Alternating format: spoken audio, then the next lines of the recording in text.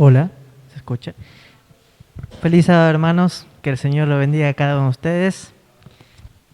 Agradecer a Dios por estar aquí presente nuevamente, ¿no? Aquí en la iglesia de Budge. Es una alegría, gracias a la hermana Graciela que me invitó. Me alegro poder encontrar con la iglesia, que Dios obra grandemente por ustedes. Sepan que están en mis oraciones siempre, siempre estoy orando por las iglesias del distrito. Y alegre por estar aquí, ¿no? Alegre porque me acompañó acá mi novia y mi papá también. Y bueno, hoy con un tema que gracias a Dios por la iluminación de Él, ¿no? Me llegó muy hermoso en este último tiempo, que es que todos sabemos que en nuestra iglesia, cuando uno llega recién a la iglesia, por lo menos yo, que yo estoy un año y ya hay un poco más, me bauticé el 12 de diciembre del 2021, no, perdón, de 2020, 12 de diciembre. Cuando uno llega a la iglesia siempre, por ejemplo, escuchas el mensaje de los tres ángeles, el mensaje de los tres ángeles, y lo escuchaba siempre, siempre. Y cuando yo estuve en el 2020 encerrado en cuarentena, ¿no? Mi experiencia, un poco de mi testimonio, ¿no? Es que estuve leyendo mucho la Biblia. No tomé estudios bíblicos porque realmente mi papá es de la iglesia adventista del séptimo día desde los 17 años. Y entonces yo compartí algunas costumbres con él porque desde niño oraba los viernes para recibir el sábado, sabía esas principales cosas, pero nunca me instó a ir a la iglesia ni tampoco me obligó, ¿no? Pero en el transcurso de ese tiempo, cuando yo me encontré en el mismo momento de decir, bueno, porque lo veía que en cuarentena empezó mi papá a guardar el sábado, entonces yo quería hacerlo también con él, pero también estaba estudiando mucho, estudio licenciatura en nutrición. Entonces, mucho estudio, entonces llegó el sábado y era como decía, mi papá está recibiendo el sábado y yo también quisiera, ¿no? Pero estoy estudiando, así que lo dejé de lado. Y después viene mi papá y habla conmigo de la palabra de Dios, ¿no? Y es como que yo decía, Señor, ¿cómo quisiera estar ahí, no? Y viene mi papá y empieza a hablar de la palabra de Dios y yo también hablo, ¿no? Y es como que yo no es que no sabía, sabía algo, leía la Biblia, es más, un tiempo antes leía todas las noches la Biblia hasta que lo dejé, ¿no? Casi siempre nos pasa cuando estamos en el mundo de esas situaciones. Y cuando dije eso es como que sentí que Dios me estaba buscando y en el momento yo ya sabía la respuesta que está en la Biblia. Y leí la Biblia mucho, mucho, mucho. Estuve 6 meses leyendo la Biblia, por lo menos solo. Me fundamenté principalmente en los mandamientos de Dios, el mensaje que tenía para nosotros, ¿no? Y me centré mucho en los libros que escribe Pablo. Principalmente sabe que los libros de Pablo traen muchos conflictos, ¿o no? Es como siempre parece que contradice a los mandamientos de Dios, los libros de Pablo. Y Pedro dice que algunos tuercen los libros de Pablo, dice, los escritos de él, para perdición de uno mismo, dice, porque esos son indoctos e inconstantes en la doctrina verdadera. Entonces, cuando estuve leyendo mucho eso, descubrí, ¿no?, plenamente el mensaje, encontré que la iglesia adventista era la verdadera, todo cuadraba perfecto, tan hermoso, y principalmente descubrí lo de 1844, ¿no? Todos sabemos principalmente todo lo que pasó en 1844, ¿no? ¿Sí?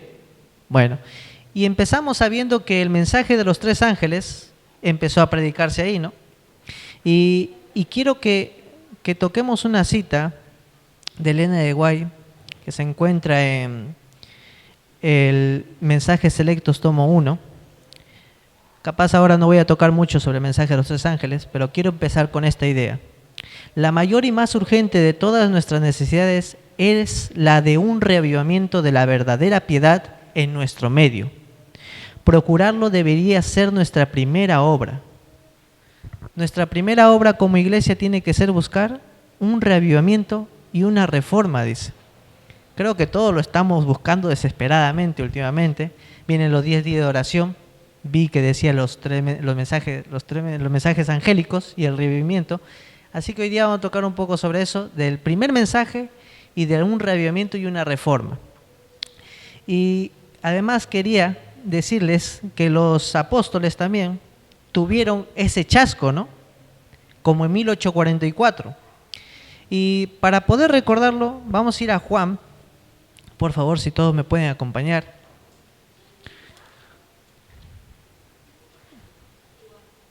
Juan, ahí les digo el capítulo, capítulo 12,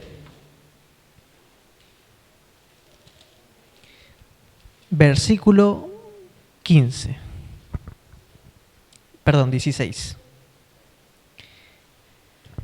Y no vamos a leer toda la historia porque hoy día vamos a tocar muchos versículos bíblicos, pero la situación es que Jesús está entrando en el asno, en el pollino, a Jerusalén, como la entrada triunfal, ¿no? Si uno lee en el versículo 15, dice, no temas, hija de Sión, tu rey viene sentado sobre un pollino de asna. Eso estaba escrito, ¿no? En Zacarías. Y en el versículo 16 dice esto, al principio sus discípulos no entendieron esto, pero cuando Jesús fue glorificado, entonces se acordaron de que eso estaba escrito de él y que precisamente eso le hicieron. Pregunto, los discípulos estaban pasando ese momento también, ¿no? Diciendo, ahí viene el reino. Ellen G. White dice que incluso Judas decía, la gente animaba para que proclamara a Jesús como rey. Era una entrada como lo hacían los reyes de verdad, ¿no? Y todos pensaban que Jesús iba a tomar el reino, ¿no? Que iba a redimir a Israel, porque eso decían los que iban camino de Emaús, los dos hombres que iban camino de Emaús, decían, nosotros pensábamos que él iba a redimir a Israel y no era así. Pero así como ellos estuvieron viviendo y proclamando algo que no era, pensando que no era. Y en 1844, principalmente en 1843, empezó la proclamación del primer ángel. 1844 la proclamación del segundo ángel. ¿Por qué? En 1843 empezaban a decir que Cristo venía, ¿no? Ya habían tenido la fecha. 18 años antes, Guillermo Miller tenía el mensaje del día de la expiación. Y mientras tanto, entonces se iba pronunciando, temed a Dios y darle gloria porque la hora de su juicio ha llegado. Ahora, cuando llegaron a 1843, se dieron cuenta que había un error de cálculo. El año cero no existe, no se toma como año, por lo tanto resultaba en 1844 la fecha. Ahora, ¿por qué se dice que el segundo ángel se pronunció después? Porque cuando pusieron la fecha exacta, que el que lo puso fue Samuel Snow, descubriendo la fecha del día de la expiación en los judíos, que resulta ser entonces el 22 de octubre de 1844, de ahí que tenemos la fecha. Las iglesias protestantes dijeron, se acabó, están poniendo una fecha, esto va a ser un pie de tropiezo para todo. Y empezaron a desconfraternizar a todos los miembros de esas iglesias. Los que creían en el mensaje de Guillermo Miller empezaron a desfraternizarlos, los sacaban de la iglesia. Caso único, Ellen G. White también escribe que fue desfraternizada de la iglesia. Entonces ahí va la otra parte del mensaje, dice, ha caído Babilonia. Pero quiero que escuchemos lo que dice Ellen G. White de cómo fue el mensaje de la predicación de ellos. Porque dice, anduvimos cuidadosamente con Dios, había que dar el mensaje al mundo y sabíamos que esta verdad presente era un don especial de Dios. Y más abajo dice, muchos investigarán sinceramente la palabra en busca de luz, tal como lo hicieron otros en el pasado, y verán la luz en la palabra. Fíjense, los discípulos estaban pasando por la misma situación, se estaba cumpliendo todo, pensaban que era re lindo, iba a pasar algo y no pasó eso. 1844 igual, pensaban que Cristo iba a venir a la tierra, estaban predicando por la voluntad de Dios, manteniendo el error oculto, ¿no? No se daban cuenta y seguían haciendo y se chasquearon. Pero cuando los discípulos recordaron, y eso le llevó a un reavivamiento, recordemos o no, ¿llevó un reavivamiento a la iglesia apostólica? Sí, porque dice que después del chasco se le apareció Jesús y les dijo, todo esto debía pasar con el Cristo, que tenía que morir y resucitar al tercer día. Y les dice, explicándole, dice, desde Moisés, la ley, los profetas y los salmos, les decía todo lo que decía sobre él en las Escrituras. Jesús, ¿qué le estaba haciendo recordar? El pasado, ¿no? Todo lo que está escrito está pasando ya.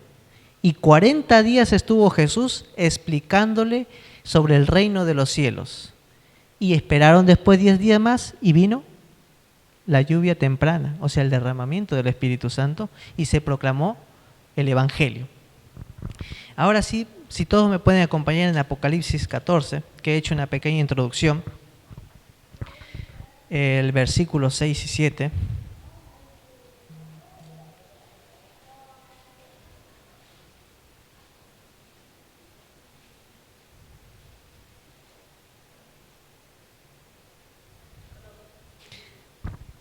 Apocalipsis 14, versículos 6 y 7.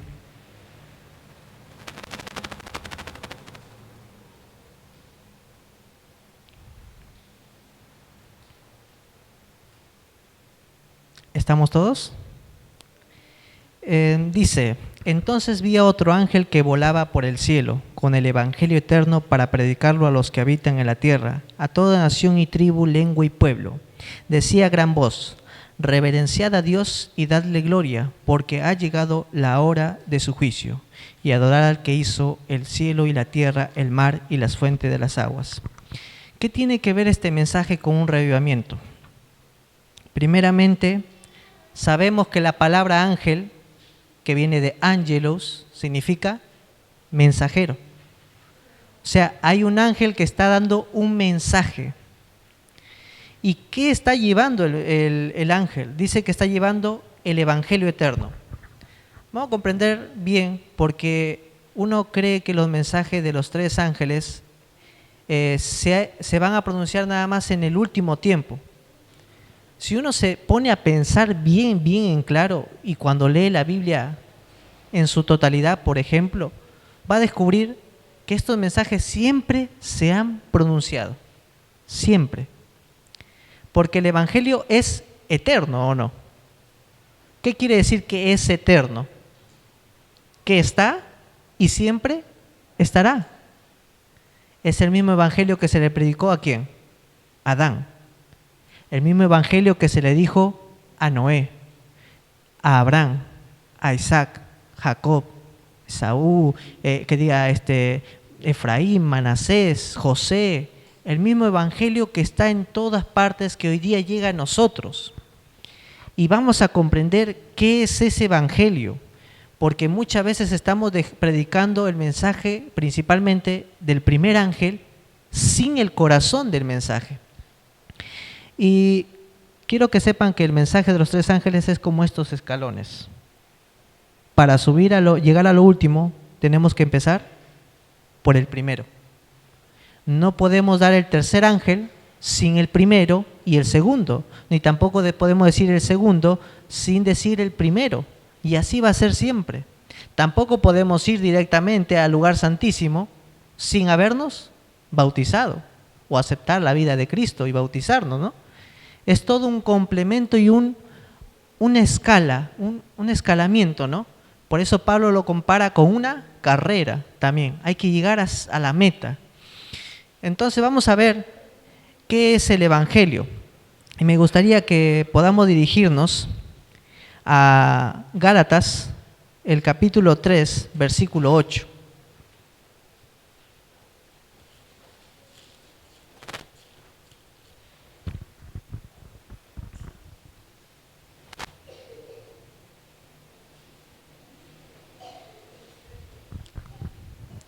Estamos todos ahí en Gálatas, capítulo 3, versículo 8. Amén. Estamos entonces, vamos a leer, dice, y la Escritura, preveyendo que Dios había de justificar por la fe a los gentiles, dio de antemano la buena nueva a Abraham, diciendo, en ti serán benditas todas las naciones. Fíjense, en algunos debe decir evangelio, en la versión que estoy leyendo, la 1960 me parece, que de antemano dio la buena nueva. La buena nueva es el evangelio. Buena nueva es el evangelio. Perfecto. Y dice que se le dio a Abraham y que eso iba a ser, de antemano le dio por la fe, dice, para justificar ¿a quién? A los gentiles. O sea, la promesa se iba a extender para todos. El evangelio. Muy bien. Muy lindo. Y vamos a ir, y hay que tener mucho cuidado con predicar otro evangelio. Vamos a ir en Gálatas 1:9. Hay nada más en Gálatas, capítulo 1, versículo 9.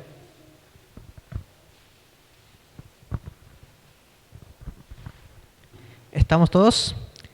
Y dice, repito, si alguno anunciara un evangelio diferente del que habéis recibido, sea condenado. Y lo dice 2 veces incluso, del hecho de que pronunciemos otro evangelio, seamos condenados. Y esto es muy tremendo porque a nuestro alrededor, nuestra iglesia es la única que tiene el evangelio certero. ¿Por qué lo digo eso? Porque nosotros estamos hablando de la justificación por la fe en el evangelio. Esto de la justificación por la fe nos lleva a entender lo que dice al final del mensaje de los 3 ángeles, que dice, aquí está la paciencia de los santos, los que guardan los mandamientos de Dios y tienen la fe de Jesús. Muy bien. La fe de Jesús nos va a servir mucho para entender eso. Por ejemplo, en Mateo 24:14. Vamos a ir en Mateo 24:14, por favor.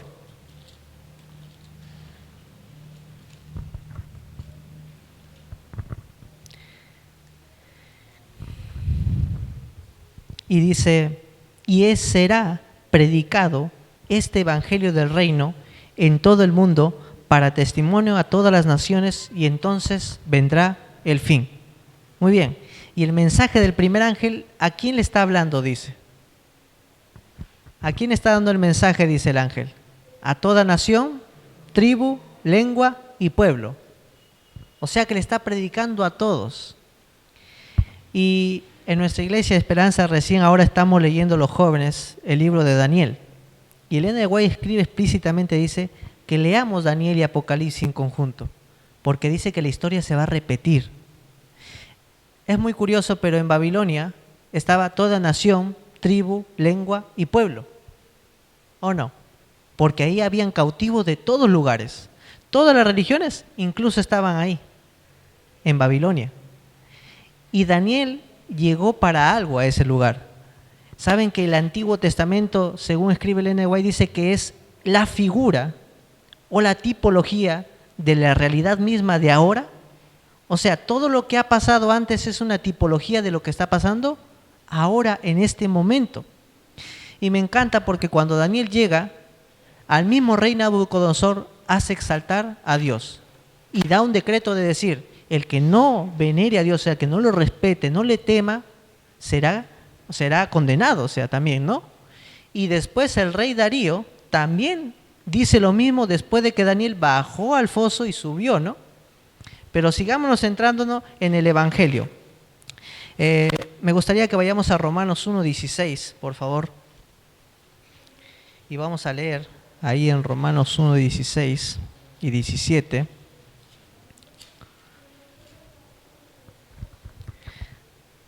Y dice así, no me avergüenzo del Evangelio, porque es poder de Dios para salvación a todo el que cree. Primero al judío y también al griego. En el Evangelio, y fíjense esto, en el Evangelio la justicia que viene de Dios se revela de fe en fe, como está escrito, el justo vivirá por la fe. ¿Qué se revela en el Evangelio? La justicia de Dios por la fe. ¿Qué es la justicia de Dios por la fe? Esto es lo que nos toca entender. Según en 2 de Corintios, si quieren no busquen porque voy a tener muchos versículos para hablar y creo que vamos a hablar más con la Biblia. En 2 de Corintios, el capítulo 5, en el versículo 20 dice, así somos embajadores en nombre de Cristo, como si Dios rogase por medio de nosotros, os rogamos en nombre de Cristo, reconciliaos con Dios. Al que no tenía pecado, Dios lo hizo pecado por nosotros, para que nosotros llegásemos a ser justicia de Dios en él. Miren cómo fuimos desamblando el Evangelio. Dice que en el Evangelio se muestra la justicia de Dios por la fe. Y la justicia de Dios es que Jesús fue hecho pecado por nosotros, para que en su muerte nosotros tengamos justicia de Dios. ¿Qué es lo que nos aleja de Dios? Porque después dice el mensaje algo muy lindo. Y creo que nosotros, para empezar a predicar, ¿no? ¿Cómo deberíamos predicar entonces? Mostrando la justicia de Dios por la fe. ¿Qué primero se muestra en el mensaje del primer ángel? Cristo muerto y resucitado. Cristo viviendo una vida perfecta por ti y dándose en sacrificio por ti y dándote una nueva vida para ti. Qué lindo, porque muchas veces uno lee el mensaje y no encuentra el sentido. El mensaje del primer ángel, bueno, está hablando del evangelio eterno, pero después dice temed a Dios. ¿Y por qué creéis que después de que predique el evangelio a Dios, dice, el evangelio eterno, dice temed a Dios y dadle gloria? ¿Cómo se le puede temer a Dios y darle gloria si todavía no estamos entendiendo el evangelio de Cristo? Antes éramos ignorantes, dice todavía. Es más, en Hechos de los Apóstoles dice que Dios, habiendo pasado el tiempo de ignorancia, ahora manda que todo hombre se arrepienta y que le obedezca, por cuanto ha declarado un día que va a juzgar a la tierra. Y fíjense que en el mensaje de los tres ángeles, en el primer mensaje que diga, ¿anuncia juicio o no anuncia juicio? Sí. ¿Y qué nos prepara para el juicio? Por lo menos a nosotros o también a los demás, que Cristo está muerto y resucitado por nosotros. Nosotros somos la iglesia, como dije, estamos en la séptima iglesia, la iglesia Laodicea, que la Odisea significa en el griego iglesia del juicio. Estamos en el tiempo del juicio entonces, estamos en la iglesia del juicio, por lo tanto, miren lo que le dice Jesús a la iglesia de la Odisea, le dice: sé celoso y arrepiéntete. ¿Quién no se arrepintió antes de haberse bautizado? ¿Quién no se arrepintió? Nadie, ¿no? Supongo que todos nos arrepentimos para habernos bautizado o no. Todos nos arrepentimos. Sin embargo, estamos hablando de una iglesia porque el mensaje es para la iglesia, dice. Le está diciendo, sé celoso y arrepiéntete. Nuevamente arrepentirnos. ¿Cómo es eso? Es que, hermanos, todavía nos falta descubrir más perfectamente la justificación por la fe. De verdad tenemos que tener en claro que Jesús es nuestra buena nueva. Si alguien nos llama por afuera evangélicos, es que nosotros estamos llevando buenas nuevas. Y nosotros tenemos las buenas nuevas en nuestra mano. Si yo leo más detenidamente el capítulo de 2 de Corintios, en el versículo 17, miren lo que dice: por lo tanto, si alguno está en Cristo, es una nueva creación. Las cosas viejas pasaron, todo es nuevo. Y todo esto proviene de Dios, quien nos reconcilió consigo por medio de Cristo y nos dio el ministerio de la reconciliación. Perfecto, tenemos el ministerio de la reconciliación. Porque Dios estaba en Cristo reconciliando consigo al mundo, no atribuyendo a los hombres sus pecados, y nos encargó a nosotros la palabra de la reconciliación. Nuestro ministerio es un ministerio de reconciliación. ¿De quién con quién? De los hombres con Dios, ¿o no? Porque después dice, así somos embajadores en nombre de Cristo, como si Dios rogase por medio de nosotros. O sea que por medio de nosotros, ¿qué está pasando? Una rogativa al hombre para que se acerque ¿a quién? Al Señor, a Dios. Os rogamos en nombre de Cristo, reconciliaos con Dios, dice. Las buenas nuevas son reconciliación, dice.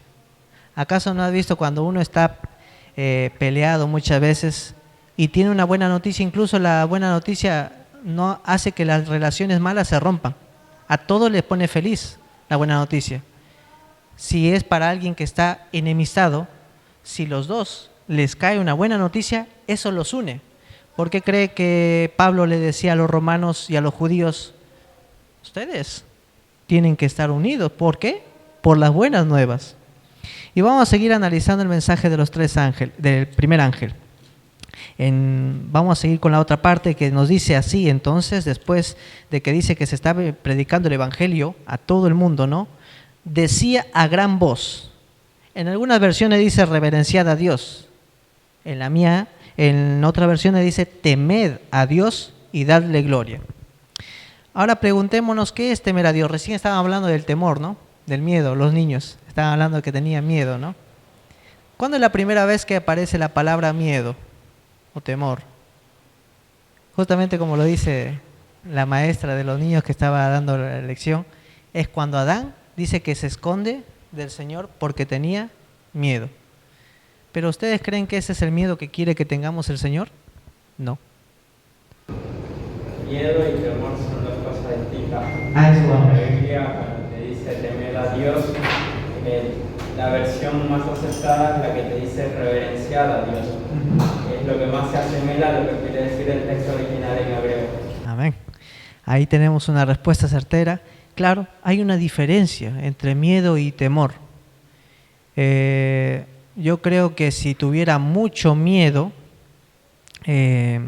por ejemplo, los ladrones, si tuvieran mucho miedo, no robarían. Pero más les puede otra cosa que el miedo. Pero sí son temerosos, ¿eh? Cuando van a salir a robar, sí son temerosos, porque por eso tienen cuidado para no ser descubiertos. Porque si no, lo harían relajadamente. Bueno, tengo miedo de ir a prisión, pero yo quiero más eso. Pero voy a tener temor para alejarme de las consecuencias, ¿verdad? Para que no me descubra. Es muy distinto el miedo, como dice nuestro hermano Ricardo, ¿no? Ricardo. Así que vamos a estar tocando ese tema. ¿Cuál es el verdadero temor que quiere el Señor? Y vamos a dirigirnos a Proverbios 16:6.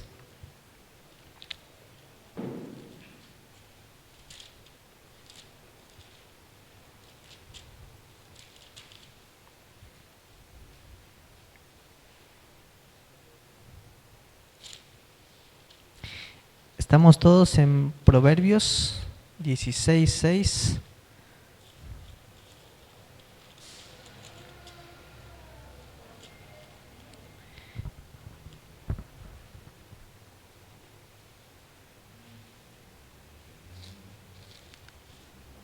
Ay, me adelanté un versículo. Era Proverbios 3:7.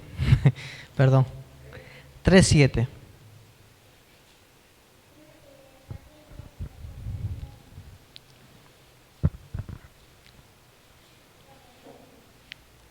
Estamos en Proverbios 3:7. Nos dice así en Proverbios 3:7. No seas sabio en tu propia opinión. Teme a Jehová y apártate del mal. Saben que en la Biblia vamos a encontrar siempre esto y esto.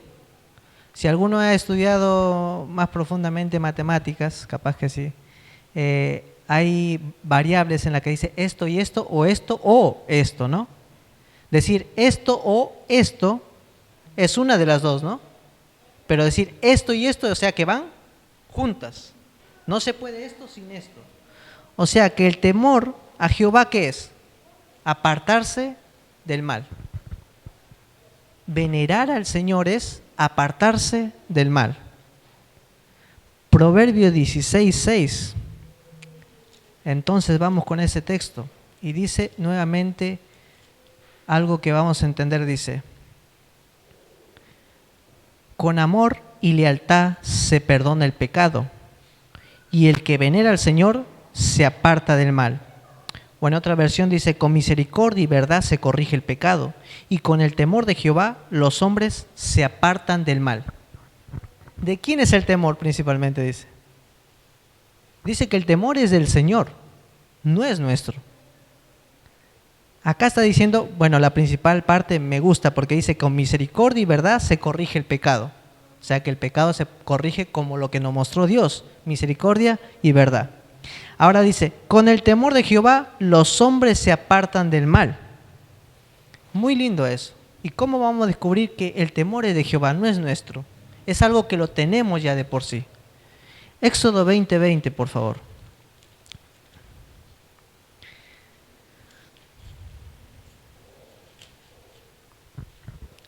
Éxodo 20:20.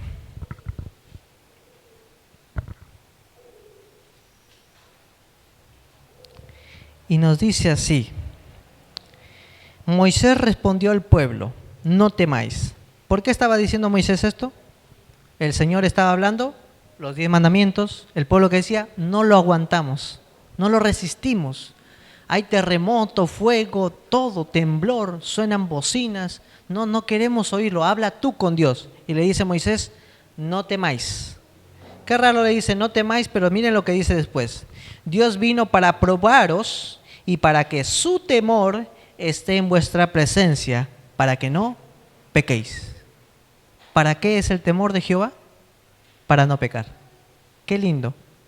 Qué lindo que primero se predica el Evangelio, y antes teníamos miedo, porque los israelitas, dice, tenían miedo, Pero dice, no temáis, le dice. Ese temor no quiere el Señor, porque su temor vuelve a pecar.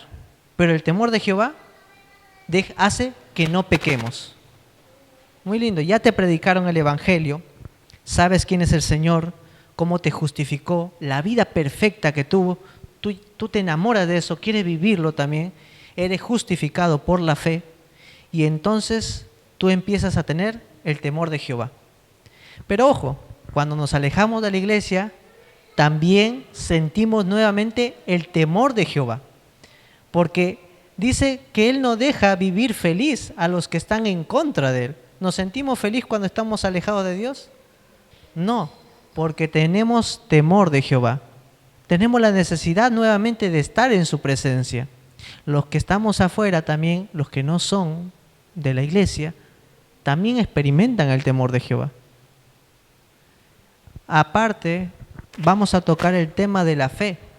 ¿Por qué la fe? En Santiago dice que los demonios creen, pero tiemblan. Ojo que todos pueden tener fe. Tú vas afuera a alguien y dice, yo sé que hay un Dios, pero esa fe no hace nada. Es como el miedo.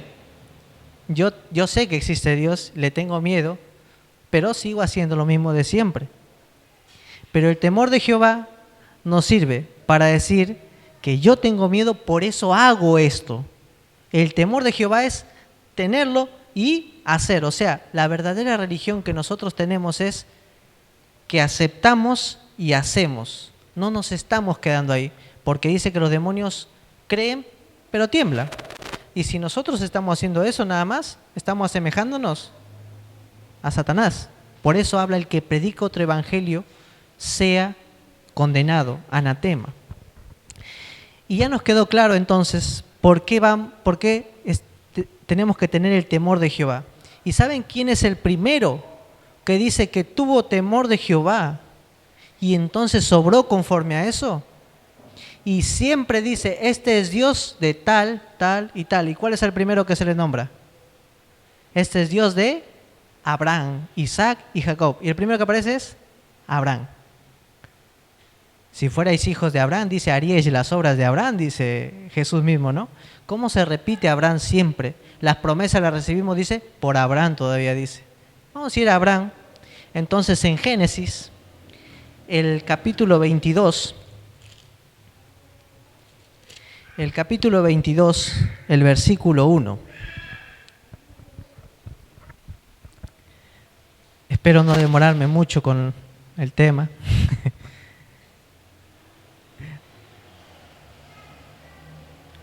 ¿Estamos? Capítulo 22, versículo 1 y 2. Miren lo que dice. Un tiempo después, Dios probó a Abraham. Y yo les pregunto, ¿Abraham tenía miedo antes? ¿Se acuerdan que le dijo a Faraón que era su hermana porque tuvo miedo de qué? De que lo mataran. Tenía miedo, dice, que lo mataran, así que dijo, como tú eres muy hermosa, van a enterarse que estamos casados y te van a matar, me van a matar a mí y tú te vas a quedar con ellos. Mejor dile que eres mi hermana. Y tenía temor Abraham, tenía miedo en realidad. Pero ahora vamos a ver algo distinto, dice. Le dijo a Abraham, y él respondió, aquí estoy. Entonces Dios le dijo, toma ahora tu hijo único, Isaac, a quien amas, y vete a la tierra de Moria, y ofrécelo allí en holocausto sobre uno de los montes que te diré. Qué curioso, ¿saben por qué? Porque la palabra amor es la primera vez que se menciona acá en la Biblia, cuando el padre Abraham va a sacrificar a su hijo. Y Dios mismo lo repite, dice, toma a tu hijo único, Isaac, a quien tú amas. Miren, porque cómo empieza esto, lo que termina va a ser crucial para nosotros. Y sabemos la historia de que Abraham toma, lo lleva, camino de 3 días, ve el lugar que era el monte Moria y dice, vamos a detenernos acá, y le dice a los siervos que se queden, dice, iremos yo y el muchacho, adoraremos y volveremos, dice. Qué fe que tenía Abraham, ¿eh? No sabía si iba a volver con su hijo en realidad porque lo iba a sacrificar. Y entonces, cuando se van, símbolo de Cristo, ¿no? La leña lo ponen sobre Isaac, van hasta allá, estiran los brazos de Isaac, lo atan las manos a Isaac y lo va a acuchillar. En el versículo 11 vamos a estar, dice, Entonces el ángel del Señor lo llamó desde el cielo: Abraham, Abraham. Y él respondió: aquí estoy. Y le dijo: no alargues tu mano sobre el muchacho, ni le hagas nada. Ya sé que temes a Dios, pues no me negaste a tu hijo único. Saben que esta historia ha recordado siempre, siempre, siempre. Porque gracias a esto, Dios probó la fe de Abraham. ¿Y Abraham cómo fue su fe? Grande, incluso para superar a lo que más amaba. ¿Cómo tiene que obrar nuestra fe? Una fe que obre por amor a Dios. Lo que más amas, ¿lo estás entregando al Señor por temor a Él? Esa es la idea. Porque, ¿por qué le pidió a Isaac? ¿Por qué no le pidió a Sara? Sabemos que igual Isaac es un símbolo de Cristo, ¿no? Isaac era joven, como el cordero que tenía que ser entregado. Pero ¿por qué lo pidió Isaac? Porque era lo que más amaba. Y Dios no está diciendo algo que tú no puedas hacer, que Él no pueda hacer. Porque Dios mismo entregó ¿a quién? A Cristo, que es lo que más amaba. El temor al Señor tiene que ser un temor que se dirija a Él con todo el amor. Tú amas a Él más que a todo. No te importa que amas más este estilo de qué sé yo, de manera de divertirte. Sabemos que la música hace mucho efecto también en nuestro tiempo. Capaz nosotros amamos algo tremendo en la música, pero lo que más amas, entrégalo al Señor.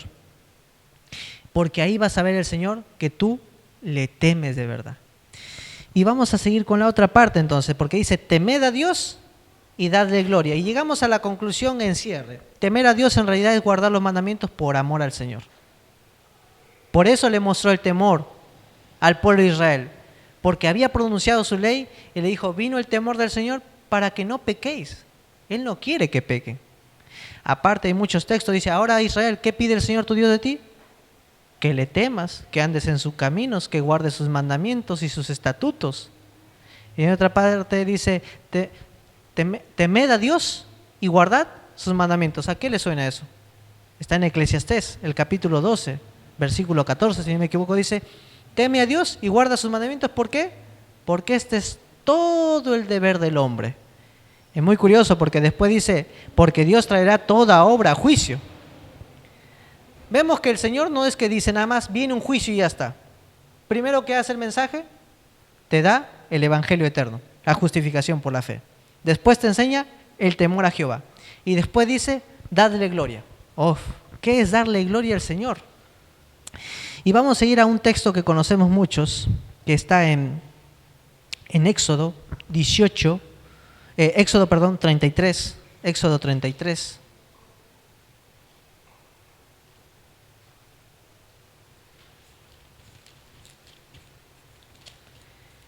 Éxodo 33, el versículo 18 y 19. ¿Estamos? Dice: entonces Moisés dijo: te ruego que me muestres tu gloria.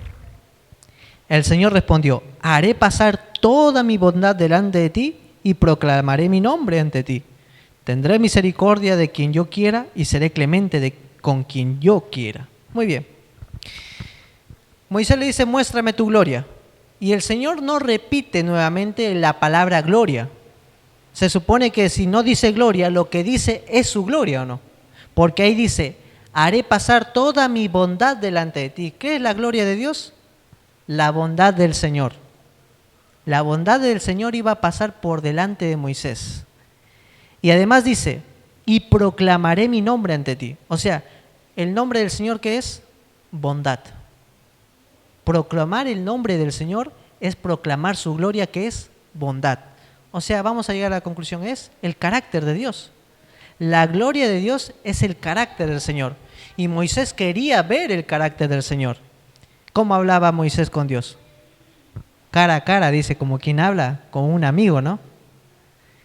¿Y Moisés qué era? Dice que fue el hombre más manso de toda la tierra.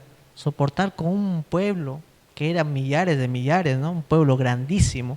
Sabemos que en un momento se equivocó Moisés, pero ¿cómo era Moisés? Incluso negó estar puesto en el libro de la vida con tal de que el pueblo se salvara.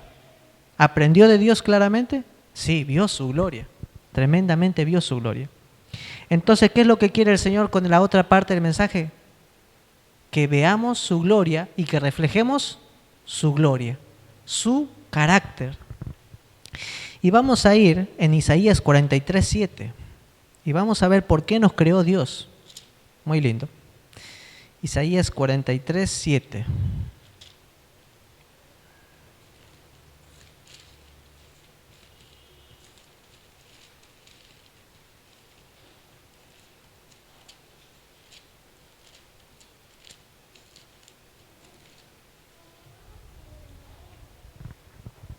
¿Estamos todos? Sé que el mensaje se hace extenso, hermanos, pero sepan que es muy lindo ver cómo es este mensaje actuando en nuestra vida. Y si de verdad estamos obrando o captando el mensaje como lo explica el Señor.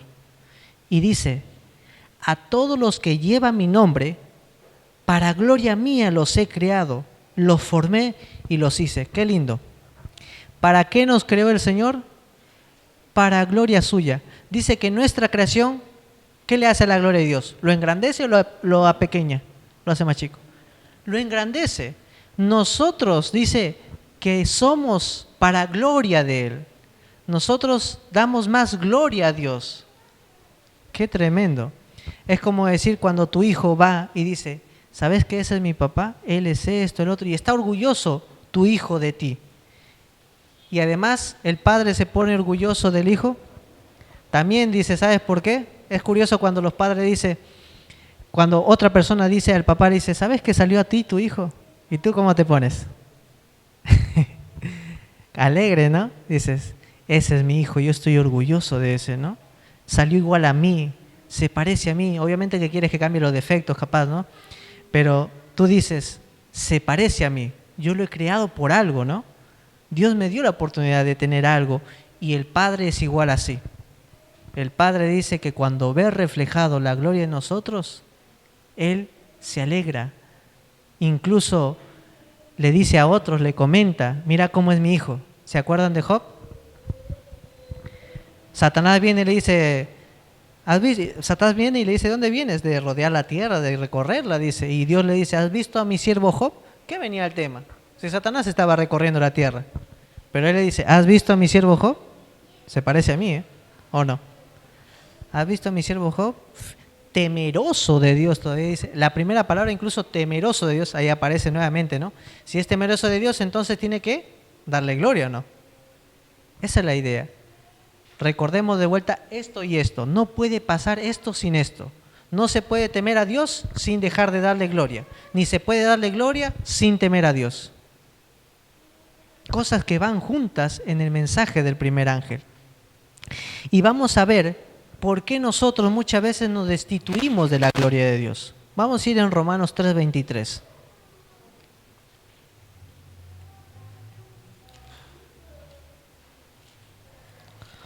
Romanos 3:23.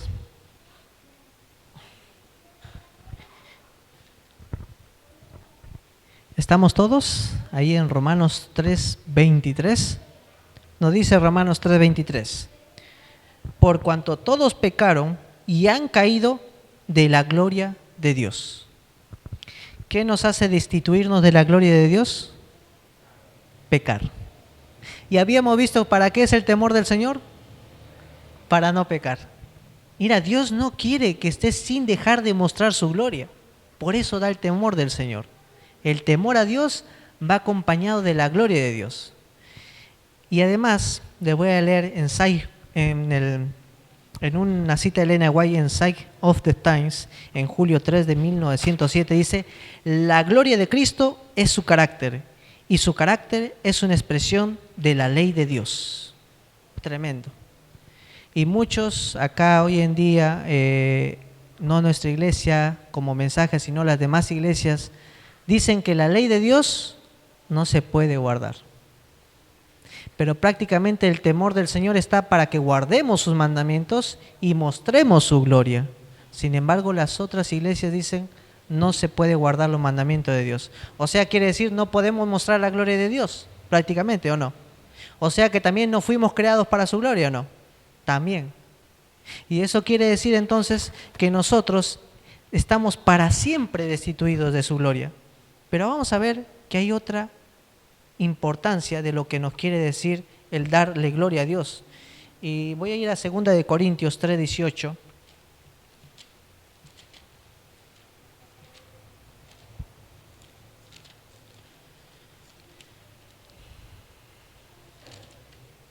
Que nos dice así.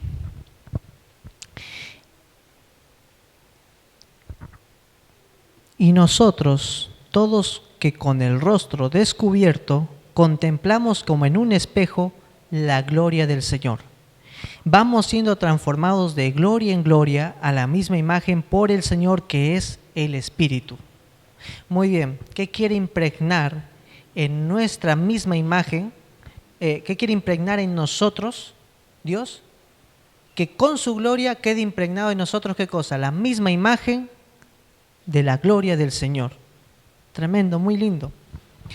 Y les voy a leer otras citas rápidamente, porque si no, no vamos a cerrar el tema. Dice, a lo cual os llamó mediante nuestro evangelio, para alcanzar la gloria de nuestro Señor Jesucristo. ¿Para qué nos llama el evangelio? Para alcanzar la gloria del Señor Jesucristo.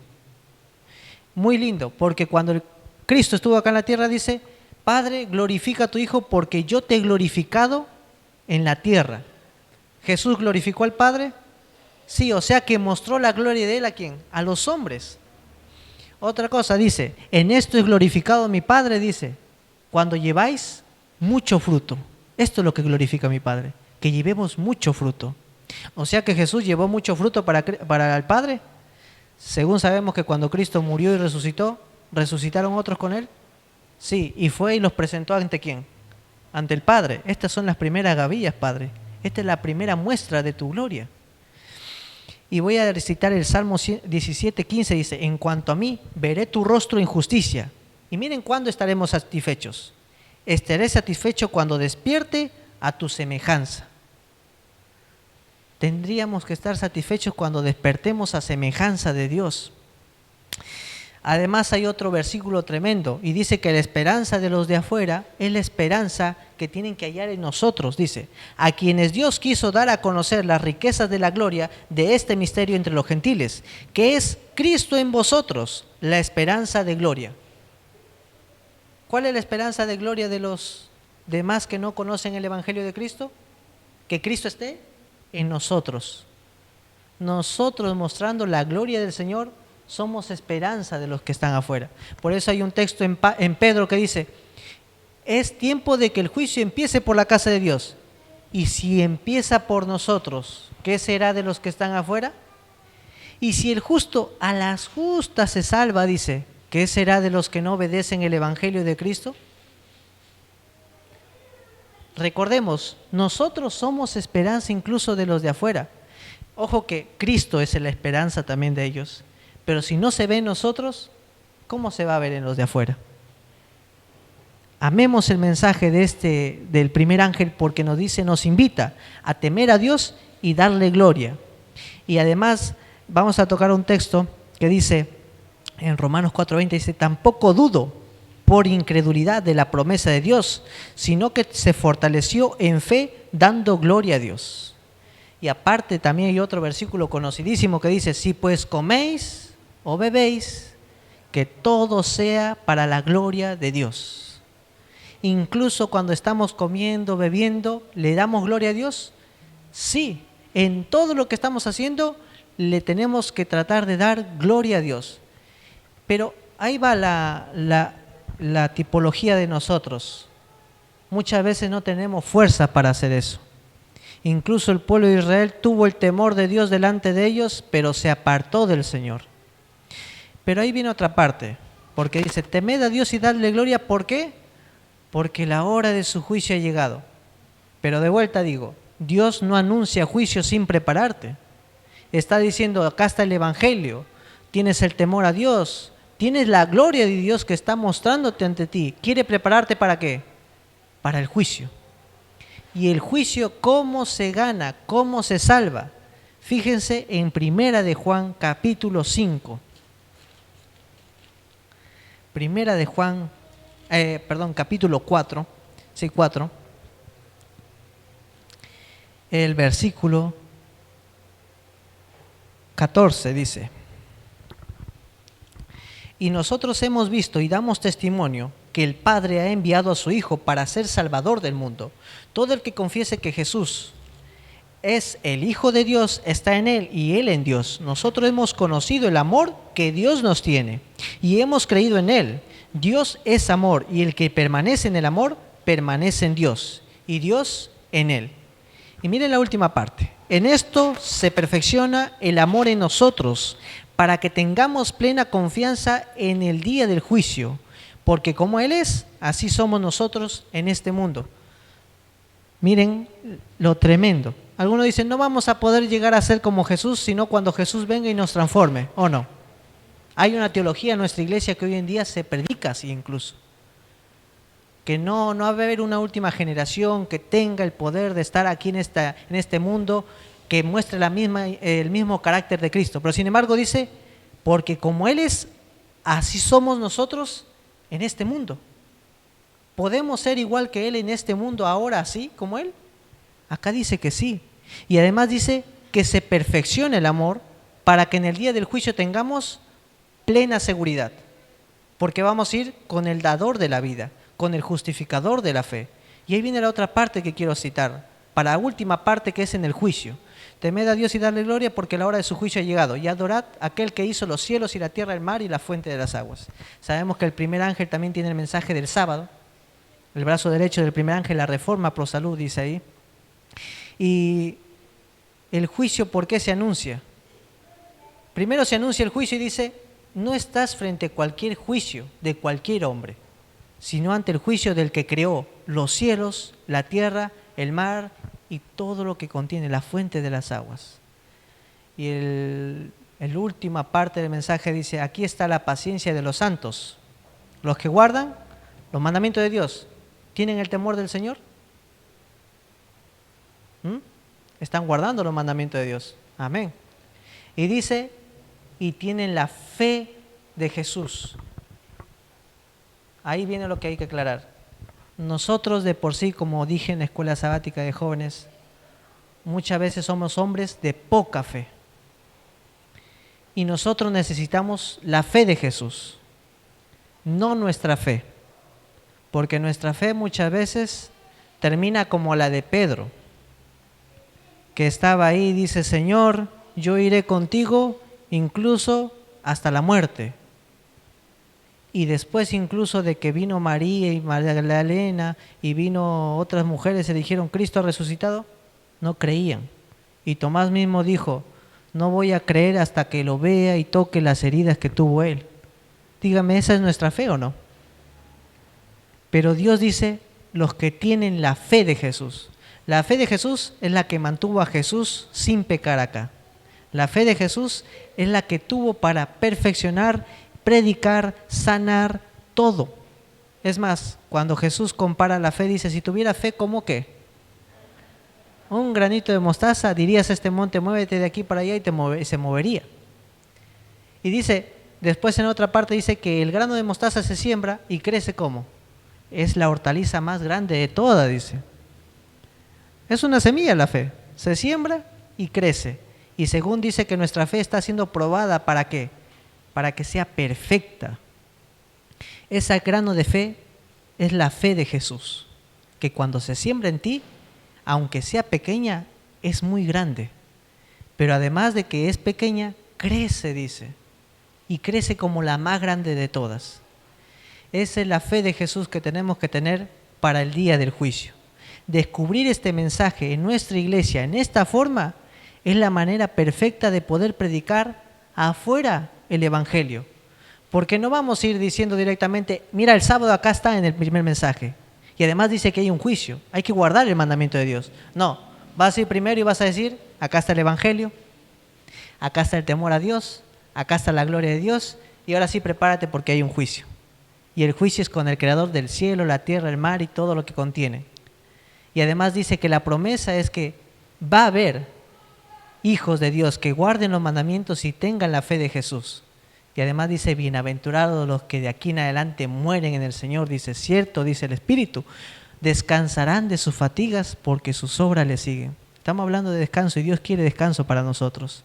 El descanso en este momento es que nosotros tengamos la verdadera promesa de que vamos a ser como Jesús. Y muchas veces lo he dicho con algunas personas que esperan el reino eterno. Por lo general con personas que predico algunas veces y me dicen, y les digo, ¿tú crees que el reino de los cielos es tener la ciudad de oro, el árbol de la vida, el río de cristal, la vida eterna? No. La vida eterna, según Cristo dice, esta es la vida eterna, que te conozcan a ti, el único Dios verdadero, y a Jesucristo, a quien tú has enviado. Nuestra vida eterna está en conocer a Dios todos los días de nuestra vida y espero que sea un mensaje de revivimiento para nuestra iglesia, porque los apóstoles también se chasquearon. Cuando fueron después de la muerte de Cristo, vino Cristo y les dijo todo lo que había pasado. Y miren cómo salieron reavivados. Nuestro reavivamiento está en leer las cosas pasadas para ver cómo se cumplirán en el futuro. Porque la historia se repite una y otra vez nuevamente a lo largo de todo el tiempo. Y quiero aclarar esto que dice Salomón. Lo que hoy es, ya fue. Y lo que ha de ser, ya fue también. Pero Dios restaura lo pasado. Dios quiere restaurarnos al pasado por medio de ese evangelio, para darnos el temor de Dios y el carácter de Dios como una viva imagen hacia todos. Así que quiero que esa sea nuestra oración para comprender este mensaje. Tiene más diligencia de estudio. Si uno sigue estudiando y velando, va a poder comprender la misma experiencia que tuvieron en 1844 los mileristas. Así también podemos reavivar nuestra iglesia nuevamente para terminar la predicación del mensaje de los 3 ángeles. Amén. Que el Señor lo bendiga a cada uno de ustedes y disculpe que se hizo largo.